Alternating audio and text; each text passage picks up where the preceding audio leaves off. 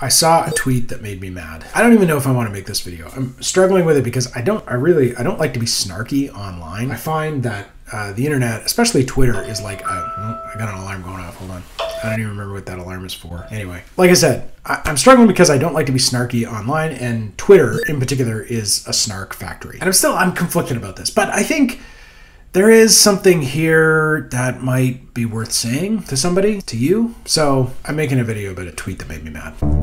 So I see this tweet and it says, just got off a call with so-and-so and got this absolute fire quote. And the fire quote is, your limitations are not real. But here's the thing. Yes, they are. Yes, they are. I promise you they are. Your limitations are very real. And I'm not trying to drag anybody. There's something about this philosophy that I think we need to address. Your limitations are not real. They are real.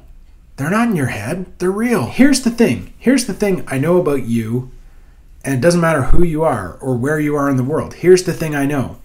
You are a mortal being, which means you are going to die. You're going to die. I'm going to die. You're going to die too. We're all going to die. This, I think, is one of the great insights I've learned from the Greeks, and that I think we can all learn from the Greeks, is that they are kind of fixated on the abyss, in a way, on limits. Human beings have limits.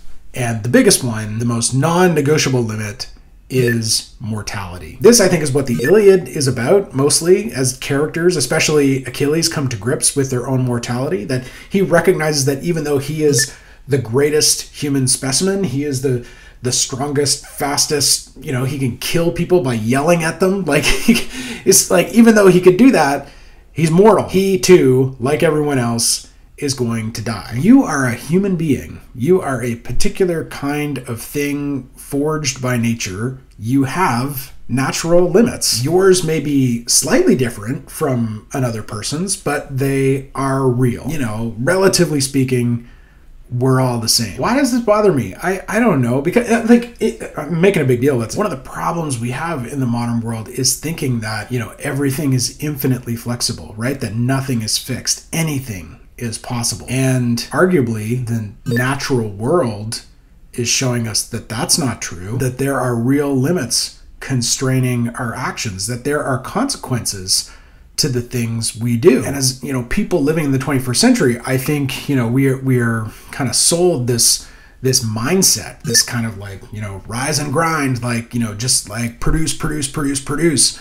You have no limits. And I think it's interesting to think of this kind of productivity gospel alongside one of the other mantras of the modern world, which is self-care. Like, how many of these productivity gurus are going to like pivot to self-care gurus after they burn out because they've encountered their limits? And part of our problem in the contemporary world is we increasingly believe that nature is subject to our will, that we can fix nature, including human nature. So human life, it might be, in part, yeah, it's about testing boundaries, about seeing how far you can go.